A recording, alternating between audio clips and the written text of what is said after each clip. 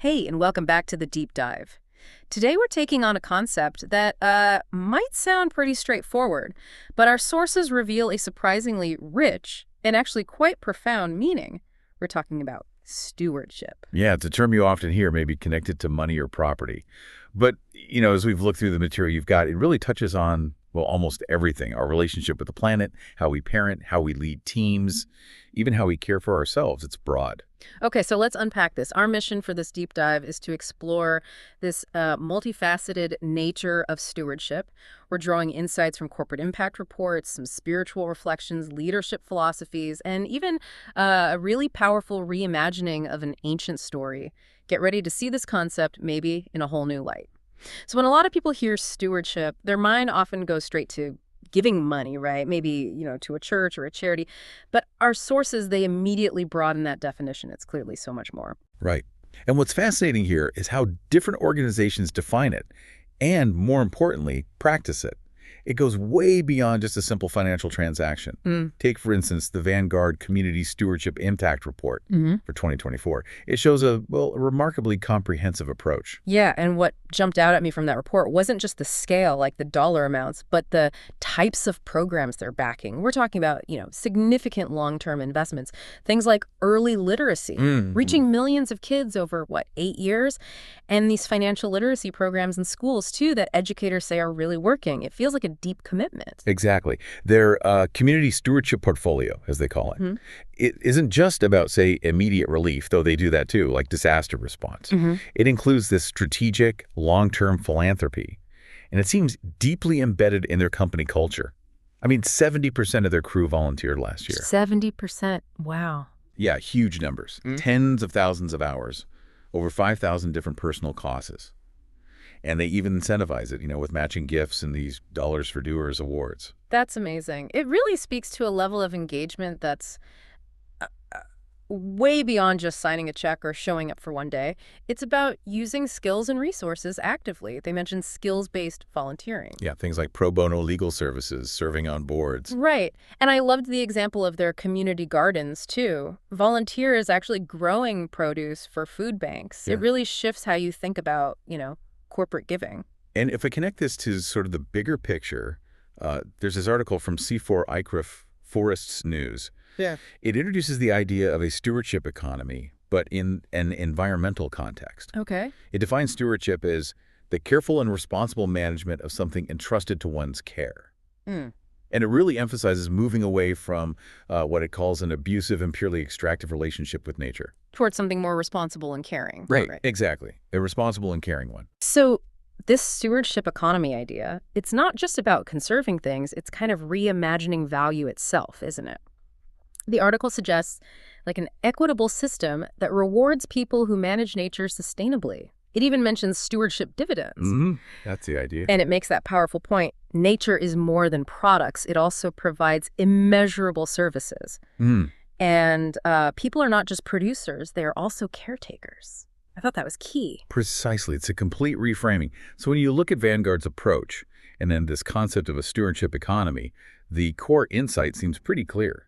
Stewardship is, it's a mindset. It's active, intentional care, responsible management, and it goes way beyond money. It includes resources, the environment, and, people too. Which, really makes me wonder, if we're supposed to be stewards of nature and corporate resources, what about our most intimate relationships? What about the people, right there in our lives?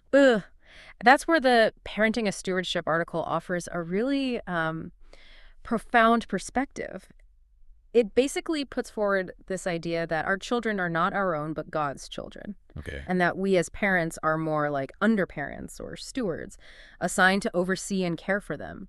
It emphasizes children as a gift from the Lord. And that the ultimate goal of parenting from this view isn't just, say, producing functioning adults or helping them fit in. It's framed as discipleship, teaching values, teaching the ways of the Lord. And building right on that, there's the Raising Children Network article. It gives really practical, actionable advice, stuff you can actually do to build those positive relationships with kids. It talks about simple things, but powerful ones, like being in the moment, really tuning in, listening to their feelings. Letting them lead sometimes. Yeah, and spending quality time, like uninterrupted, minimizing distractions, and nurturing trust and respect. being available, keeping promises, valuing them for who they are. These kinds of actions build that foundation where kids feel loved, safe, and secure. It's fascinating how that connects back to the broader idea from the Stewardship of Love article about keeping the fire lit in any relationship. It's about actively cultivating deeper connections, not just having transactional relationships, whether that's with ourselves, others, our work, or, the environment. And this idea of nurturing through intentional care, it's really vividly illustrated in a powerful story from the source material. The story, it tells of a young boy. He's been through abuse, he's lost, and he gets taken in by this family, apprenticed as a carpenter. He's shown love, dignity. It's a real lifeline for him. Then years later, his betrothed, this young girl, she goes through something similar, abuse, manipulation, ends up pregnant, and society, judges her harshly. And despite his own expectations being shattered and all this pressure to condemn her, the boy makes this incredibly courageous, compassionate choice. He chooses to marry her, and he claims the child as his own, declares, "This is my son."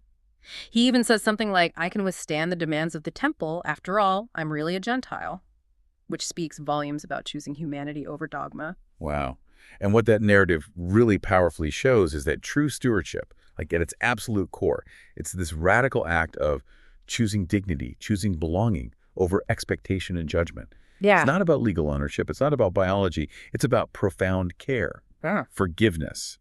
And this sentiment is echoed by the uncle in that same story. After his own wife goes through trauma, he learns to forgive and accepts her child too. He says the past has to be forgiven if life is to be embraced. Just powerful stuff. And this human story, it also kind of sheds new light on how we think about miracles. Yes. It draws on that discussion of the feeding of the 5,000 instead of focusing on it as like a magic trick of multiplication. The logistics of it. Yeah. The source suggests the real miracle is in the sharing. It's about overcoming that scarcity thinking, the belief there isn't enough to go around, and instead fostering generosity and trust within a community. That's a different kind of abundance, isn't it? It really is. Yeah. And that leads to, I think, a pretty important question. What's the ultimate implication of seeing stewardship this broadly for how we live, how we relate to the world, and, future generations? The storyteller source kind of brings this section to a profound close. It reminds us simply they're all our children, which echoes that well-known saying, "We do not inherit the world from our fathers, we borrow it from our children." And the point is, it's not just about our biological kids. It's about a collective responsibility for everyone and for the planet we all share. Right. So, okay, given this really expansive understanding of stewardship, what does this actually mean for you, the listener? How do we take this big idea and, integrate it into our daily lives? Well, one angle comes from the Self-Care, Balancing Faith and Well-Being article. It makes the point that self-care is not a selfish act, but a necessary part of spiritual stewardship. Interesting. Stewardship of ourselves. Exactly. Honoring the temple of the Spirit within us, Yeah. referencing a passage from 1 Corinthians. It emphasizes that loving yourself is foundational to loving others, drawing on Matthew. So practices like, journaling, meditation, prayer, even just creating healthy boundaries, they're presented as essential for nurturing both our spiritual and emotional health. And then there's the to steward is to care, to lead is to steward source from Full Sail Leadership Academy. This brings that human-centered stewardship idea right into the workplace. It says true leadership means seeing your team members not as like objects or tools for our success. Yeah, not just resources on a spreadsheet. Right, but as someone else's precious child that's been entrusted to your care. That's a powerful reframe for a manager. Yes, it is. And that article makes a really strong case for what it calls truly human leadership. It argues that this approach fosters resilience, engagement. Because, as the source puts it, when we started caring about each team member, they started caring about each other. So it creates a positive cycle. Exactly. And that leads to team members naturally becoming better stewards of company resources. They reduce waste. They help the organization win.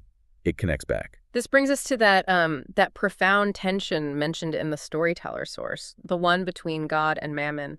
It uses the example of the woman anointing Jesus with that really expensive perfume. Some people there, like Judas in the story, saw it purely as a waste of money. Money that, could have gone to the poor. Right. A purely financial calculation. Yeah. Versus Jesus's acceptance of it, seeing it as an act of dignity, of love in that moment. Indeed.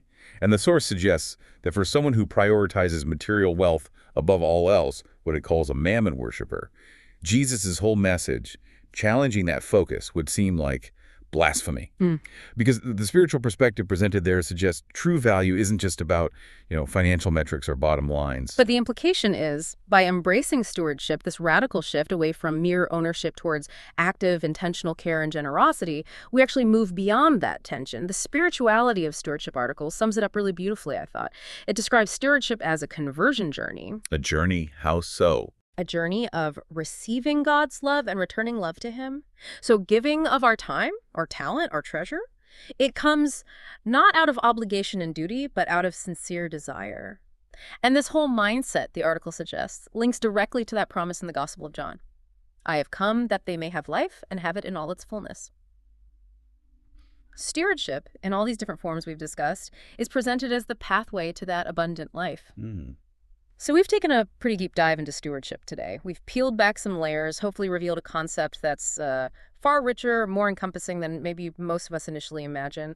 From corporate responsibility and environmental care to the sacred duty of parenting, the radical act of self-care, and what truly human leadership looks like. Stewardship, it seems, really boils down to giving and nurturing. Yeah, it feels like the profound shift from thinking like an owner to acting like a dedicated caretaker. Recognizing that everything, really our time, our talents, our wealth, our relationships, the planet itself, even our own well-being, is like a gift, something to be nurtured, cared for, and ideally passed on in better shape.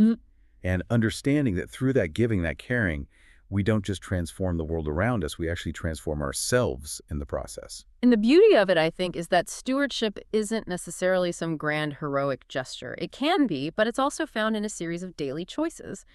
How you choose to parent today, how you lead your team, how you care for yourself, how you engage with your community and the wider world. Which brings us to maybe a final thought for you to consider. If true love and maybe a truly full life are found in embracing this identity of being a steward, what is one thing you can do today, starting now as a steward, to unlock a bit more abundance in your own life and maybe in the lives around you? Think about that. We'll be here next time for another deep dive, ready to help you unpack what matters most.